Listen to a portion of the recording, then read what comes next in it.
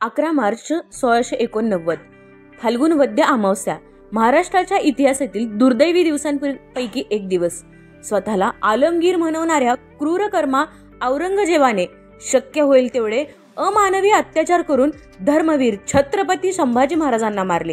इतके अमानुष अत्याचार केले त्याने की शेवटी चिंदी चिंदी झालेला संभाजी महाराजांचा देह राहिला.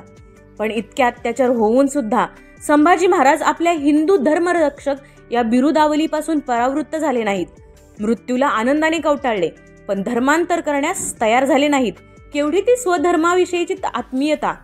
औरंगजेब मोठा चाणाक्ष माणूस होता. त्याला माहित होते की उद्या म्हणजे चैत्र शुद्ध प्रतिपदा अर्थात गुढीपाडवा म्हणजेच मराठ्यांचा नूतन वर्षांचा पहिला दिवस.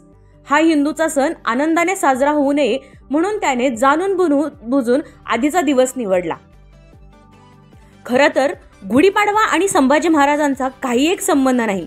तो औरंगजेबाने जोडला आणि अजूनही धर्मद्वेष करणारे लोक तो पुढे चालवत आहेत. गुढीपाडवा हा महाराष्ट्रातील हिंदूंसाठी नववर्षाचा आणि वसंत ऋतूच्या आगमनाचा आनंदाचा दिवस आहे, जो नवीन सुरुवात आणि विजयाचे प्रतीक मानले जातो. वसंत ऋतूच्या आगमनाने निसर्गात नवीन ऊर्जा आणि चैतन्याची भावना निर्माण होते. पाडवा हे विजय आणि समृद्धीचे प्रतीक मानले जाते. याच दिवशी प्रभू श्रीराम वनवास संपवून आपल्या नगरीत परत आले होते आणि या दिवशीचे प्रतीक म्हणून घरासमोर गुढी उभारण्याची प्रथा आहे, जी चैतन्य आणि मांगल्याचं प्रतीक मानली जाते.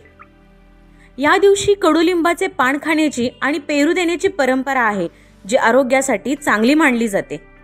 गुढीपाडवा 3.5 शुभ मुहूर्तांपैकी एक मानला जातो.